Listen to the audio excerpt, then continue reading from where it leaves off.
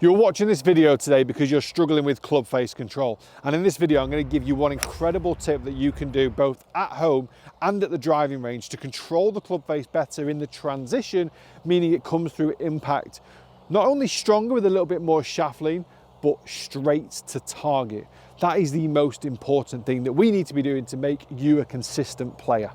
Through coaching online, I see a lot of golf swings, and I see a lot of golf swings where this club face comes back down open. So as I look at this club face now, rather than the toe being up to the sky, I see it more round to 2 o'clock, which tells me it's an open position. Now, if I put that open position down to the golf ball, you can see how far to the right it actually points. Now, what you've got to try and do for just before the moment of impact is release the club face. You've got to over-release the club face, and often the term is called flipping, but often we're just trying to over-release the face to compensate for what's happened before. So many times the word flipping gets used and it's flipping annoying, but really it's just because you're trying to manipulate a previous fault. I flip. And I flip because I get the golf club a little bit too much on the inside. And if I kept my club face square to my path, I'd have grown up hitting the ball 10, 20 yards right of target. So I had to flip it to draw it back into position. So we flip for a reason. And the reason that you might be flipping is poor club face control.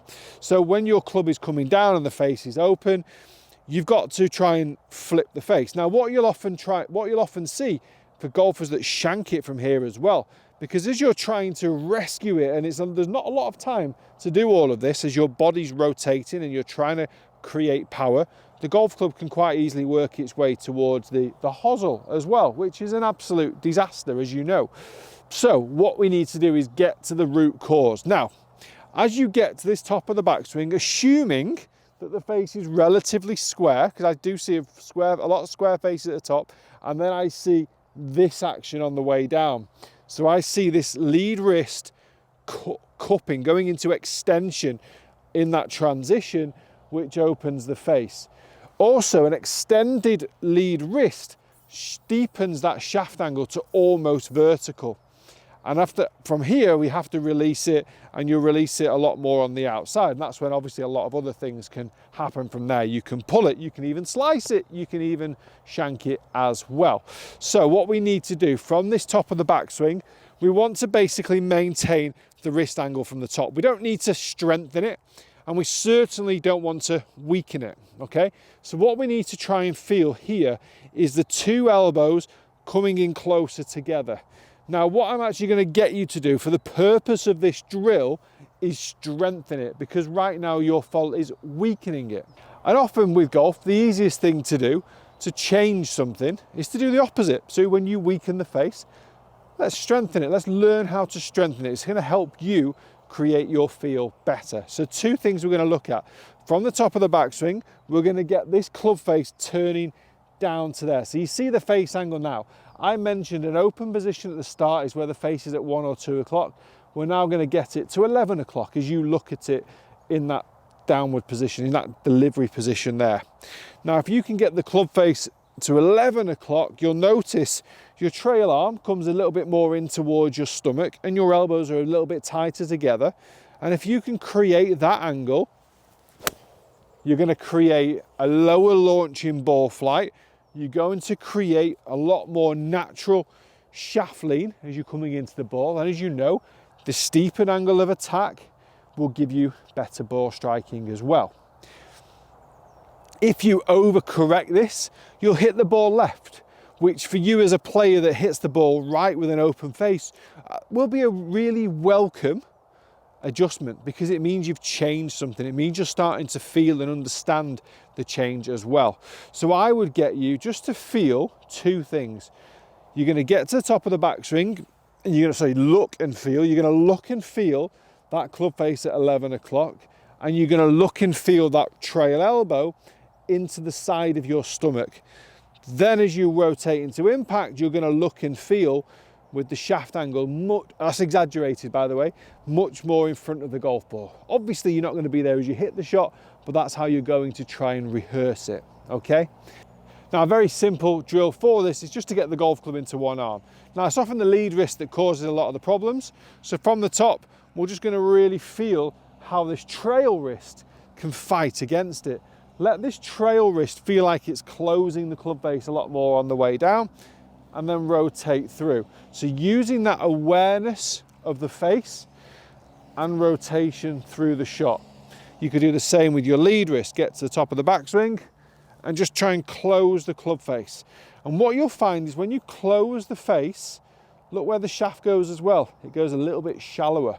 So if you're also struggling with path, this will always help. And what you'll find is a lot of your faults, and what you maybe even noticed from this video, is they're all linked. You weaken the face on the downswing. You steepen the shaft angle. If you steepen the shaft angle, you're more likely to be a little bit more out to in. Be a little bit more out to in, you're more likely to pull or fade or slice the golf ball. If we can correct face, we often can correct shaft. If we can correct face and shaft, we can often correct impact. What my job is as a golf coach is to get to the root cause of your problems. So again, if you message me saying that you flip it or you have a chicken wing on the way through a golf shot, they are consequences of faults that have gone before it. It's my job to find what happened before it, to fix it. Okay, so the big thing we're looking at here, face control. We've got to get that face down. Now, this ball will tell you exactly what the club face did at impact. You don't need any fancy launch monitors. If this ball starts to the right of where I feel like I'm aiming, the face was open, and that's your fault. What you actually want is a few shots that go really low and left, because like the likelihood is that is the opposite of what you were doing in the first place. Being able to do the opposite means that you're making some really valid, really strong and positive changes. So when you've got into that transitional move on the way down, what we're looking for here is on the way through, just to get the golf club again back at 11 o'clock. So you start to see a bit of a theme. You start to understand what straight looks like, what a neutral club face looks like to target. So as I get to the top, I'm going to bring it down into there, 11 o'clock. I'm going to hit, I'm going to turn to 11 o'clock. And this is going to give me compression. Oh, of course it is. A slightly lower launch, but more importantly, based on this video, a better start line. Guys, thank you so much for watching the video. I hope you've enjoyed it. If you've got any comments, do ask down below.